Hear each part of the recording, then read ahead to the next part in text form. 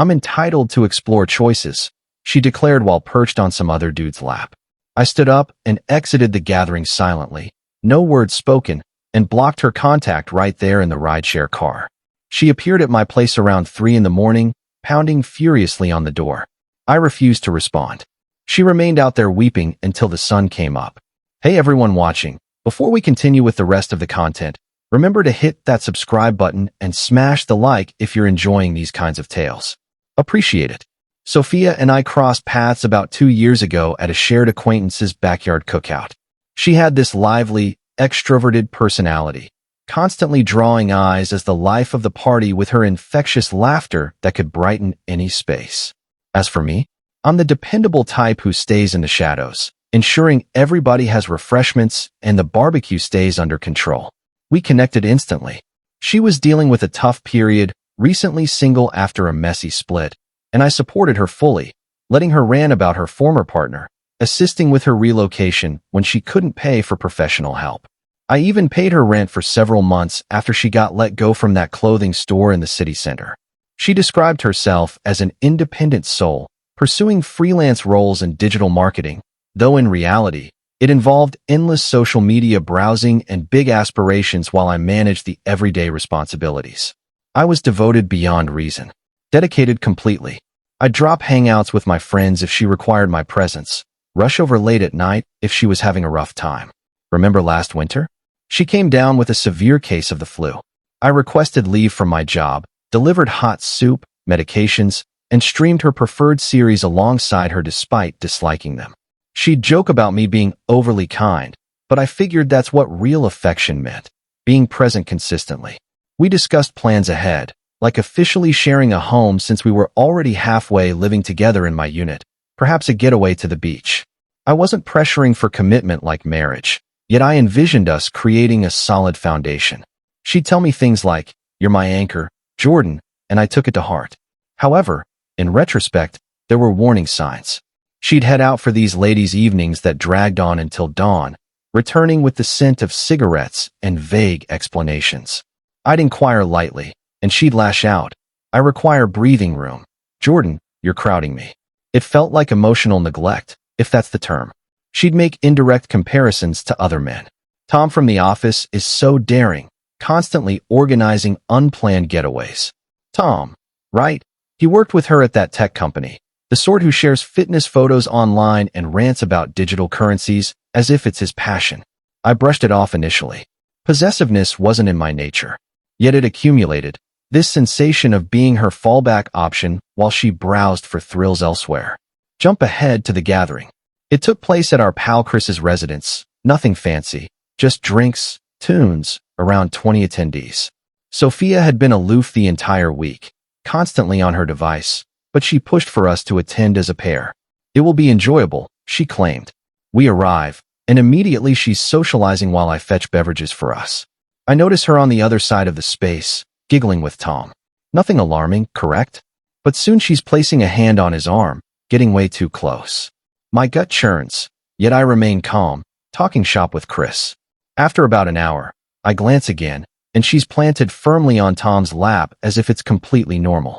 His palm rests on her leg, and they're murmuring secrets. Others are picking up on it, giving me side looks. Heat rises to my cheeks, but I avoid charging in. Rather, I approach calmly, place her beverage on the nearby surface. She glances up, gives a slight grin, as though anticipating my reaction. "Sophia, care to explain?" I inquire, maintaining a steady tone. No raising voice, no drama. She sighs dramatically, stays put on his lap. "Seriously, Jordan. Stop overreacting. I'm permitted to keep my choices open. You're far too foreseeable." Tom understands. He embraces the now. Tom laughs lightly, ignores my presence entirely. "Relax, buddy." Her statement stings sharply. Choices. Despite all we'd shared, she continues, driving the point deeper. "We've dated for 2 years, but truthfully, you restrict me. I crave a partner who pushes my boundaries, not merely covers expenses. Exclusive relationships feel so old-fashioned these days. I assumed you'd be fine with me branching out. I never agreed to that, not once." Yet there she sat, defending her actions with that arrogant, belittling attitude, acting as if I was the irrational one. "You're kind, Jordan, but kindness alone doesn't cut it now. Tom and I have real chemistry. Maybe seek out someone who matches your vibe better. The area seems to shrink, attention fixed on the scene. Embarrassment surges, but I refuse to plead or fight. What good would it do? I give a single nod. All right then. That's my only response. I pivot, snatch my coat, and head out. No explosion, no weeping. Pure withdrawal. During the ride home, notifications flood in relentlessly. Messages from her. Hold on, you're actually bailing?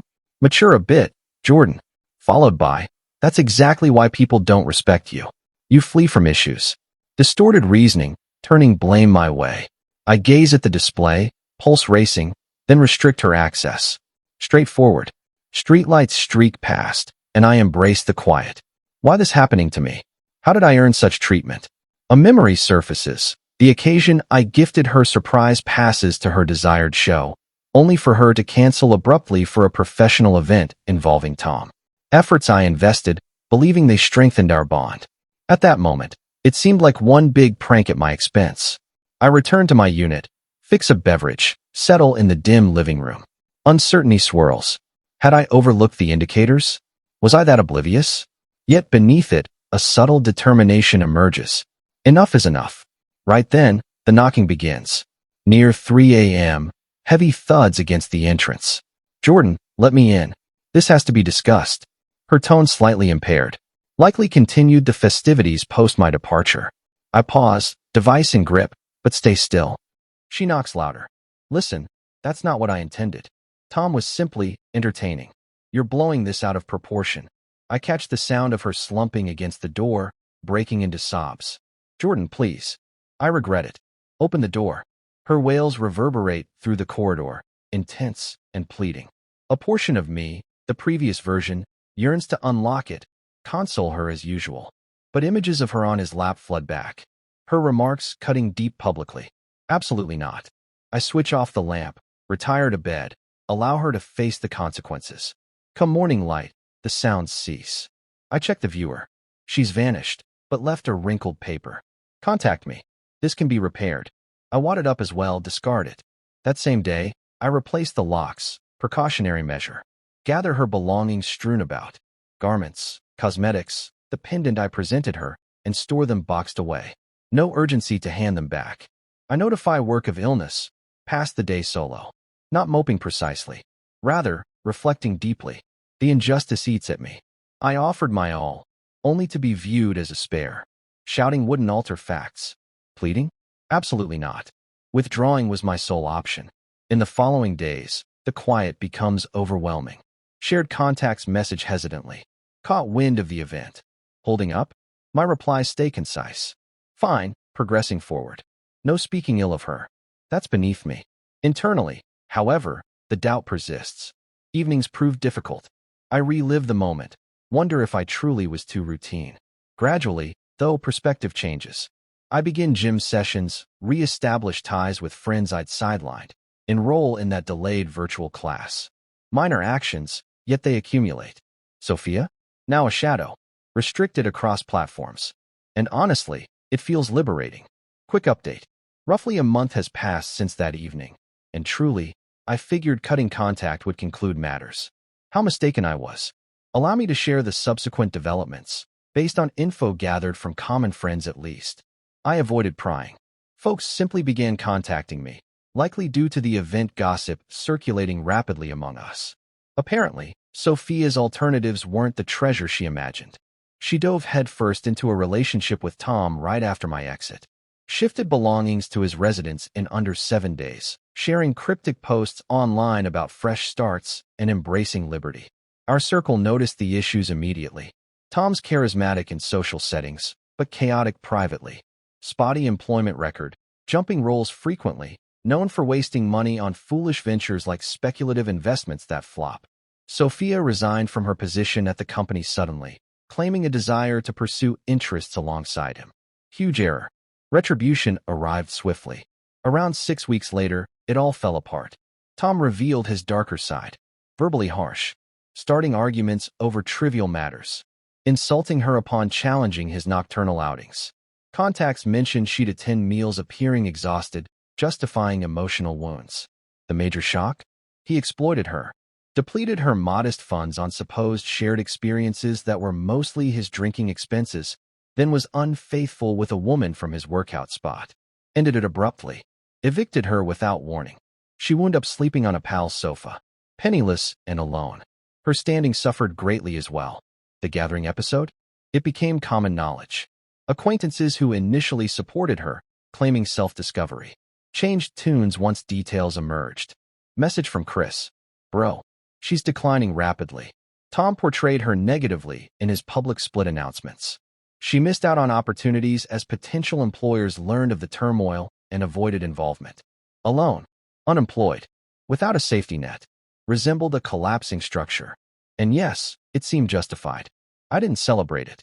I was occupied reconstructing personally, learning of it, validated escaping disaster.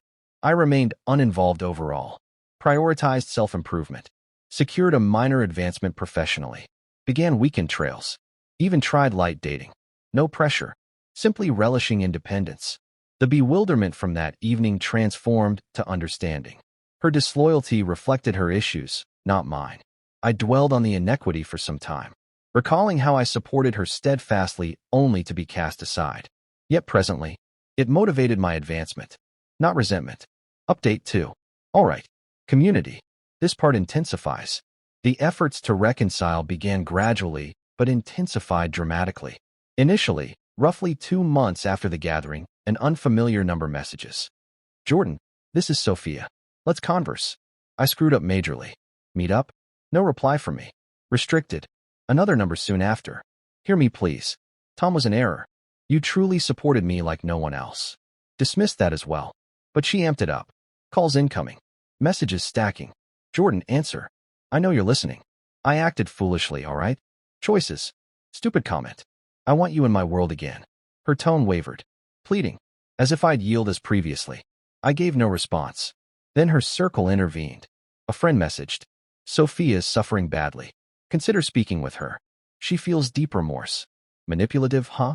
Acting like repairing her errors was my duty. Her relatives got involved next. Her mother phoned from a familiar contact, likely sourced from past info. Jordan, dear, Sophia is struggling. Your departure devastated her. Step up and offer forgiveness. The irony stunned me. Devastated her. Following her public shaming of me, I replied briefly. Mrs. Reynolds, it's over. Refrain from contacting. Blocked. Sophia's pushes grew urgent. Days later, electronic mail. Jordan, apologies for all of it. Tom mistreated me. Abandoned me broke. Now I see you are my haven. Begin anew. I can improve. Urgency evident in each line. No answer. Then she arrived at my workplace entrance one day, sitting there with swollen eyes. Staff alerted me. I instructed removal. Evening brought additional messages from fresh number. Ignoring my vulnerability? That's harsh. Fury emerged then. Recordings shifted aggressive. How can you cut me off completely? After our history, you're merciless, Jordan. Explains why I sought choices. Dull and distant. Revealing her real nature. Reversing blame once more. Her sibling messaged too. Because of you, my sister is crumbling. Step up and communicate. Downright awful. Pressuring as if indebted. I answered the sibling once. Sophia selected her path. Honor mine. Restricted. Throughout, I maintained composure. No breakdowns. No pity. Reason? I'd advanced. Took up photographing interests. Connected with folks at events. Began dating lightly. Name her Lisa. Warm. Encouraging. Straightforward. Sophia's contacts. Merely background at this point. It underscored my progress. From pained and uncertain to confident and unburdened. Last update. This leads to recent days ago. The ultimate moment. Shared friends celebration at a local pub. Casual vibe. I nearly avoided due to potential tension. Yet, this is my existence. No evading. I arrive with Lisa. In high spirits. Fresh attire. Career boost evident. Venue lively. Pals greet warmly.